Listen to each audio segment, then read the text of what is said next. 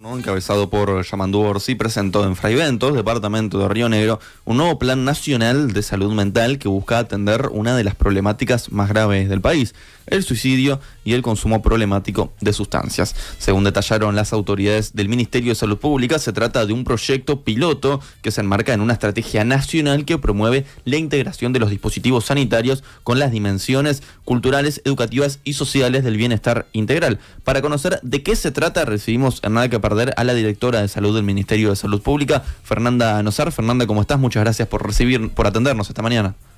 Muchas gracias a ustedes por invitarme. Fernanda, según explicaron en la pasada jornada, este plan se trata de un proyecto piloto por medio del cual el Ministerio proyecta 3 líneas de acción para el periodo 2025-2027. La primera línea tiene que ver con el Accionar Nacional para la Atención en Salud Mental. ¿En qué consiste exactamente y entre quiénes se piensa articular? Bueno, allí hay una cosa, Lucas, a aclarar, que es quizás por el lugar donde estuvimos ayer en Río Negro. No es casual que se haya presentado las acciones en salud mental que planteamos desde el Ministerio de Salud Pública en Río Negro, en Fraiventos específicamente. La razón es que allí se ha desarrollado y se está desarrollando lo que denominamos justamente un plan piloto, a partir de un trabajo que comenzó en el 2023 de diagnóstico de situación, de fortalezas, debilidades departamentales y de indicadores departamentales. En el departamento se estructuraron acciones específicas con ese diagnóstico previo. Es decir, eso es lo que denominamos el plan piloto de Fraiventos. ¿Qué es lo que sucede con ese plan piloto? De allí surgen muchas herramientas que nos ayudan a utilizarlas como ejemplo y adaptables a otros departamentos de acuerdo a la realidad local. Eso por un lado. Es decir, que es un departamento que se destaca por esto. Y nosotros, en esta instancia de visita del presidente y de la ministra, lo que hicimos fue presentar las principales acciones desde el Ministerio de Salud Pública referidas a salud mental, que van en 3 líneas principales. Una que hemos denominado la Acción Nacional por la Atención de la Salud Mental y el Desarrollo Humano, que es una estrategia gubernamental que trasciende gobiernos o que pretende trascender gobiernos.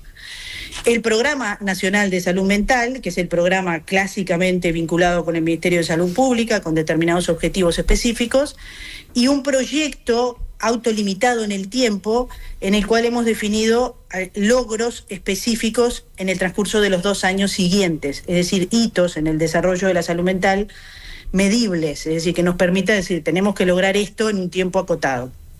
Todo esto dirigido a pasos en la implementación de la ley de salud mental. No sé si fue clara. Y pensando en esto de la ley de salud mental, ¿cuáles son los ejes de este plan que van hacia el cumplimiento de lo que marcaba esta ley? Bueno, los 2 principales, o donde los contenidos están incluidos, son en el Programa Nacional de Salud Mental y en el proyecto autolimitado de 2 años. La ley de salud mental, que fue promulgada en el 2017, que ha tenido un proceso accidentado en su implementación, sobre todo vinculado a una falta de presupuesto asignado a la implementación de toda la estrategia, tiene muchos ejes, pero dentro de eso se destacan sobre todo, de acuerdo a la atención clásica de la salud mental, se le denominaba atención asilar, es decir, con un sustento en la internación, en el encierro muchas veces de pacientes con patologías vinculadas con la salud mental. Se tiende a una desinstitucionalización. No significa que no vamos a tener instituciones o internaciones vinculadas con algunas patologías de salud mental, pero sí tenemos que promover la reinserción de las personas que tienen estas enfermedades, al igual que nos reinsertamos cuando nos operamos por alguna patología abdominal. Es decir, muchas de las patologías de salud mental tienen episodios agudos, que en muchos de esos casos requieren internación en centros de atención de agudo, que se denominan, no internaciones prolongadas, sino autolimitadas, que posteriormente requieren una convalecencia, es decir, una recuperación de ese tratamiento en agudo, y finalmente lo que requieren es una reinserción en la vida habitual, laboral, social, emocional. Y para eso se definen dispositivos. Ahora, ¿en esto van a entrar los manicomios también? Porque la idea era eliminarlos de alguna manera, ¿no? Bueno, justamente los manicomios es una palabra potente. Horrible. Sí, la verdad que sí. Obviamente que nadie quiere estar institucionalizado en los viejos manicomios. Por eso lo que les destacaba es, lo que vamos a tener son centros de internación para tratamiento de patologías en agudo. A veces se requiere internación para tratamientos con medicamentos que requieren control médico estricto, para tratamientos de efervescentes, por ejemplo, de alguna crisis psicótica. Y cuando la paciente se encuentra estabilizado, no significa que ha salido del episodio, sino estabilizado, puede tener un alta y pasar a lo que denominamos la convalescencia. Ese primer ítem, o lo que podríamos asimilar a lo que antes se hacía con internaciones prolongadas, hoy son los centros de internación de agudos que se denominan. Nuestro país ha transitado en estos años, desde que la ley se promulgó, con diferentes empujes tratando de dar respuesta a esto de la internación en agudo.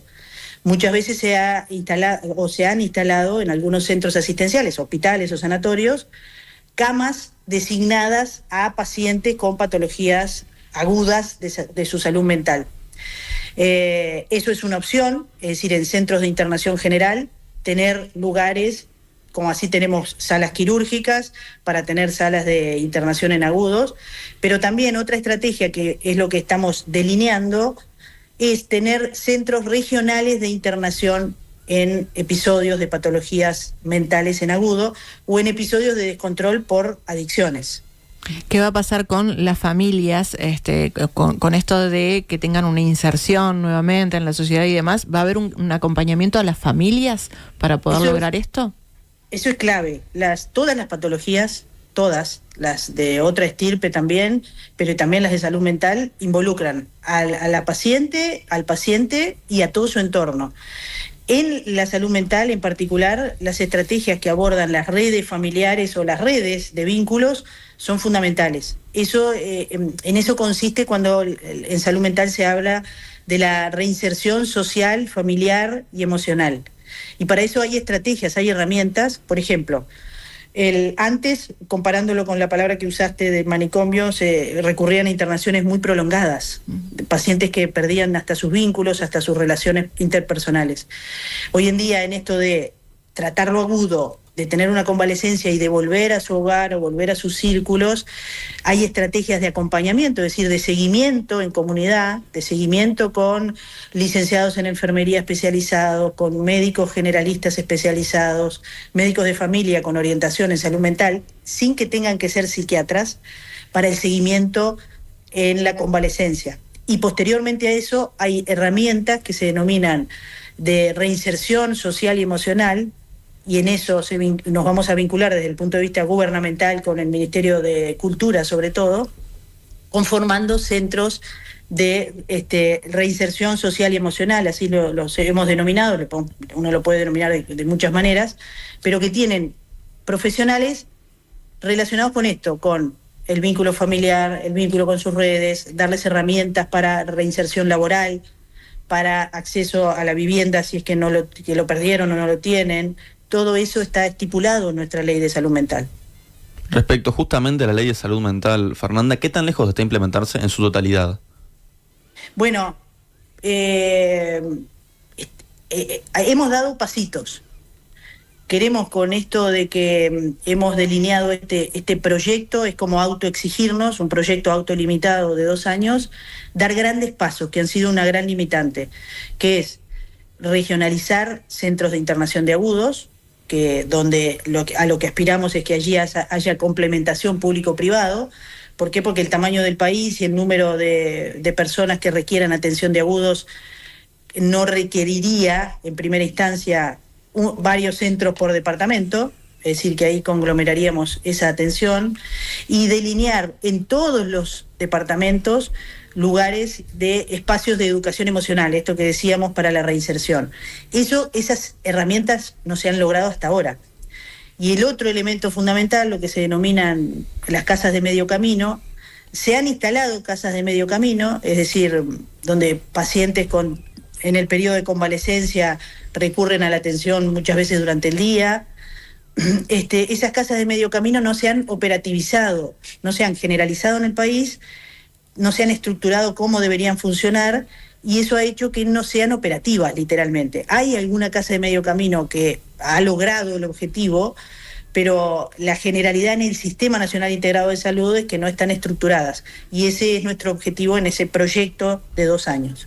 Si pensamos en lo que sucede en los distintos departamentos, mencionábamos y mencionabas tú esto de que se presentó la propuesta ayer en Río Negro, y mencionabas que tiene que ver con algunos procesos que se están dando allí, pero también con una cifra alarmante. Eso lo plantearon en la pasada jornada, en lo que tiene que ver con los suicidios. ¿Esta es una situación más preocupante en el interior del país que en la capital? Hay diferentes realidades de indicadores en los diferentes departamentos. Uno puede hacer múltiples análisis allí, si vamos afinando. Una cosa son las cifras, los indicadores nacionales, que rondan el 21 personas cada 100, la tasa es de 21 cada 100.000 habitantes globalmente, pero después estratégicamente es relevante ir a analizar cada departamento en particular, y podríamos afinar más y analizar por instituciones y por edades. La cuestión es que allí los indicadores de intentos de suicidio y de suicidio son variables. Por ejemplo, en Río Negro sí teníamos algunos indicadores de suicidios un poquitito por encima de la media nacional. Pero bueno, es dentro de las cosas que hacemos para analizar qué estrategia llevar adelante en cada departamento. También tenemos otro punto fundamental en salud mental, que no lo hemos mencionado profundamente, pero que está incluido en estos planes, que es cuánto tenemos que hacer hincapié en el periodo de la niñez y la adolescencia, que es cuando muchas veces comienzan algunas alteraciones vinculadas con la salud emocional y la salud mental, que terminan siendo finalmente el determinante de episodios como intentos de suicidio, pero también de otras patologías complejas que tienen que ver con la salud mental. En 2023, el proyecto de rendición de cuentas de ese año le asignó $20 millones, bueno, justamente para respuesta a esta problemática, a la prevención, a la promoción, tratamiento, rehabilitación. Esto fue aprobado en el Parlamento. ¿Qué resultados tuvo esta medida? ¿Fue efectiva la ejecución de este dinero? Bueno, la ejecución de ese dinero ha logrado los primeros pasos de la implementación de la ley. Lo que les decía, comenzar a transitar esas casas de medio camino, que nosotros lo que pretendemos es estructurarlas y que estén verdaderamente disponibles en todo el sistema nacional, estructurar la reeducación de todo el personal relacionado con la salud mental. No solo ahí estamos hablando de psiquiatras, sino que están involucrados muchos integrantes del equipo sanitario. Muchas veces en nuestra sociedad no estamos entrenados a eso y siempre pensamos en los médicos psiquiatras, y sin embargo gran parte de las patologías de salud mental pueden ser abordadas y seguidas y tratadas por el resto de los integrantes del equipo, y en eso se ha invertido. Eso lleva inversión de dinero.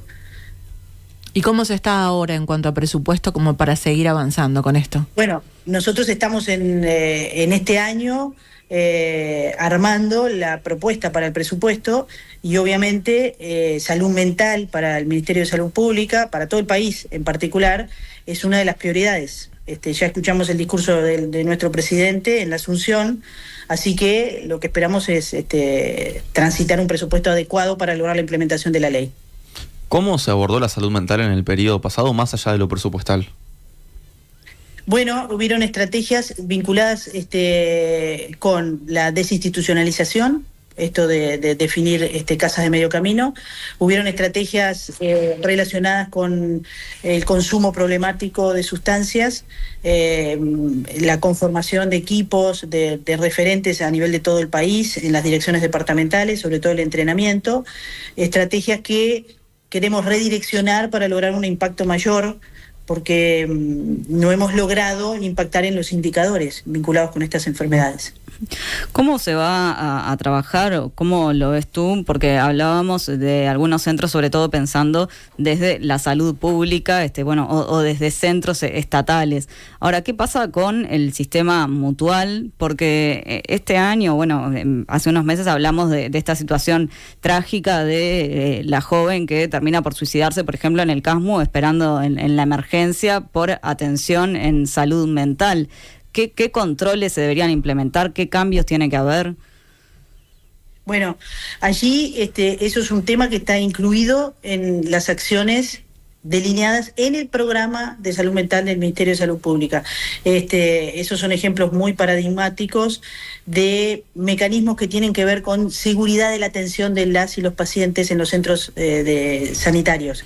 Esos casos fueron un ejemplo que movilizaron mucho socialmente, pero que desde el Ministerio de Salud Pública lo que se implementan allí, y hemos implementado en los primeros días de gobierno, porque una cosa es lo que uno se entera de los casos que terminan en el extremo, pero también han habido casos de intentos de autoeliminación intra servicios asistenciales, lo cual lo podemos asimilar al caso que ustedes estaban mencionando, y allí lo que se delinean son estrategias de seguridad de dónde debemos atender, de cómo debemos asistir pacientes que requieren la atención por intento de autoeliminación, pero también hay otro nudo en todo esto, que se puede ver como alejado, pero que tiene mucho que ver, que es cómo organizamos la atención por el especialista en salud mental. Es decir, cómo tenemos estructuradas la oferta de psiquiatría en nuestro país.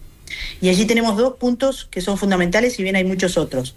Pero los 2 más relevantes son, primero, la disponibilidad y distribución de los psiquiatras, las y los psiquiatras en todo el país, es muy dispar. Hay departamentos que el déficit es alarmante, pero además hay otro gran nudo que lo estamos tratando de desandar, que es los médicos psiquiatras en sus consultas, qué tipo de pacientes tienen que sí o sí asistir. En eso Uruguay está bastante desordenado y muchas veces no. El diagnóstico está, el 50 al 60% de las consultas con médicos psiquiatras son requeridas por pacientes que están en seguimiento, en controles, es decir, que ya han resuelto su patología aguda, que ya han pasado por el proceso de convalecencia y que ya tienen una reinserción. Si eso, por ejemplo, lo asimilamos a otras patologías que son muy gráficas, por ejemplo, un procedimiento quirúrgico o un procedimiento de una infección aguda, uno hace el tratamiento en agudo, hace su convalecencia y después tiene una reinserción, y yo no tengo el seguimiento de por vida por el infectólogo, ni tengo el seguimiento de por vida por el cirujano porque una vez me operó. Con psiquiatría sucede en muchas patologías, no en todas, pero en muchas patologías sucede lo mismo. Podemos transitar episodios agudos, tratarlos, convalecer y luego no tener nada que tratar ni seguir específicamente por un especialista de salud mental, sino que con los médicos de referencia. Y allí la redistribución de las consultas es fundamental para facilitar el acceso de las personas que sí o sí tienen que tener consulta con psiquiatría. ¿Qué va a pasar con el tratamiento de las adicciones? ¿Qué medidas se van a tomar en este sentido? Bueno, muchas medidas en conjunto con la Junta Nacional de Drogas.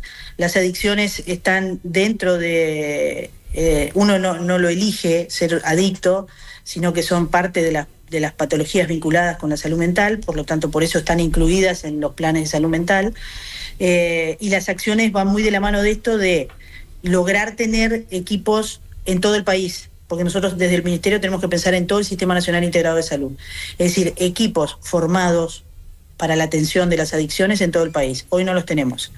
Lograr tener centros de tratamiento, como esto de los centros de agudo, disponibles en todo el país, ya sea regionalizando, porque los números no den para tener en cada departamento, o aprovechando algunos lugares o la potencialidad de algunos lugares. Dícese, les voy a poner ejemplo, nosotros hemos recorrido gran parte del país y ¿qué es lo que vamos haciendo? Diagnósticos de muchas cosas.